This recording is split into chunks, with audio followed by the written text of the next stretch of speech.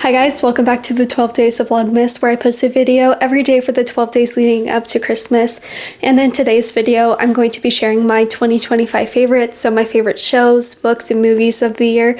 So definitely stick around if you want to hear some of those recommendations. I really enjoy doing this type of video. I started doing this a few years ago, and it's really fun to be able to look back and see what media I consumed in the prior year.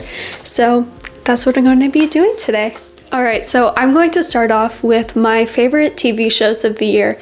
And to be completely honest, I feel like there was a lot less shows that came out this year that I ended up watching, but there are a few that I really enjoyed, and the first is Severance, which is on Apple TV.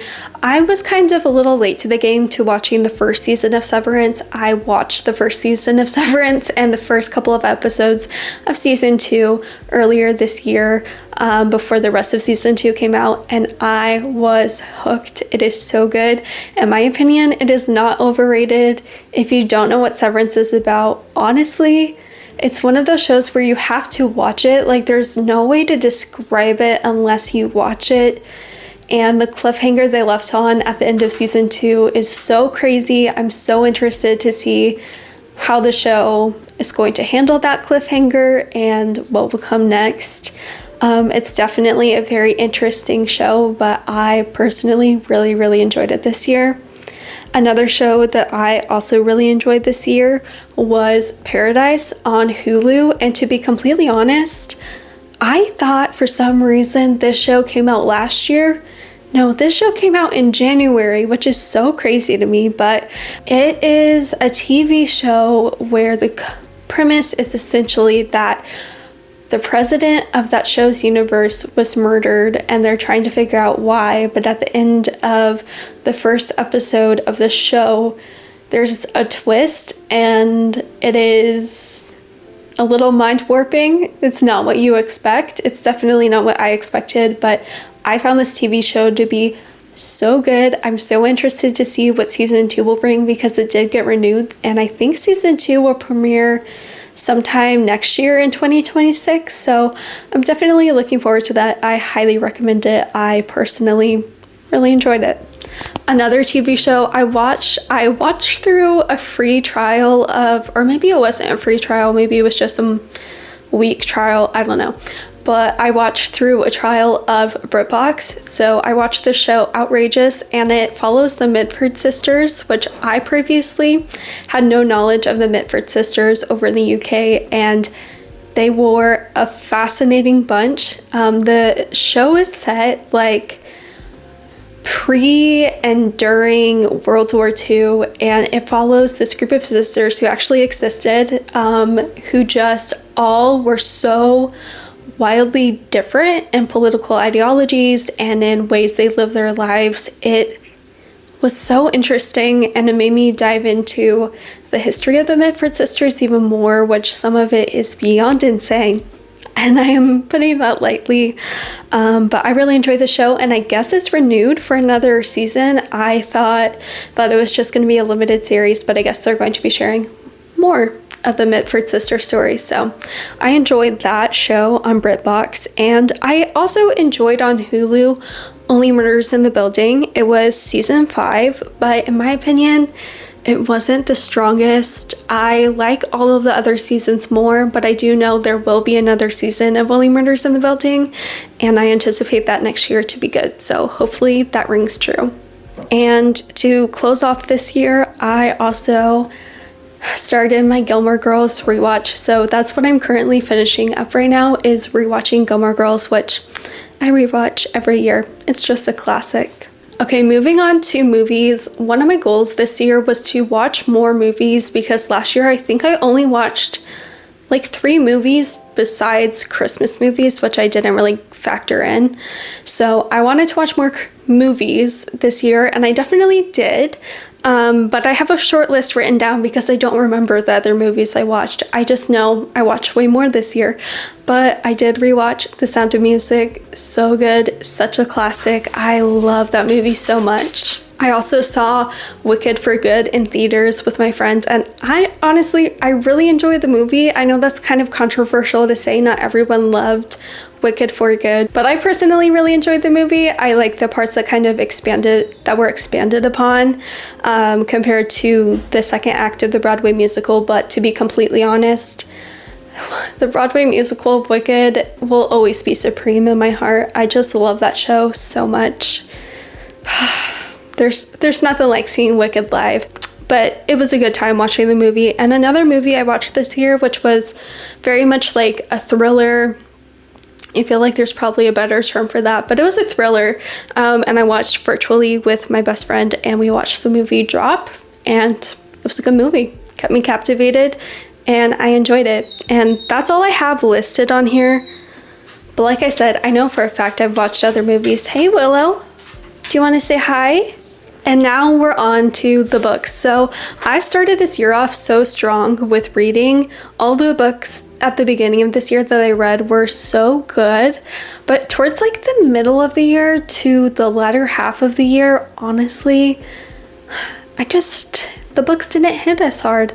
But I did find a new favorite pretty recently, which I will get into. But the first book that I read this year that I really enjoyed was a memoir, and it's called The Third Gilmore Girl by Kelly Bishop. And Kelly Bishop plays Emily Gilmore in Gilmore Girls, the matriarch of the Gilmore family. And Kelly Bishop's book just really showed a peek inside like her origin story and her life, and how she started in ballet and was on Broadway and then ended up becoming an actress in TV and movies. And it was a really enlightening read. I really enjoyed it, and seeing that peek into her life. And then another memoir that I read at the beginning of this year, which I will be honest I have a hard time saying it was a beautiful book, because it is in the way it was written.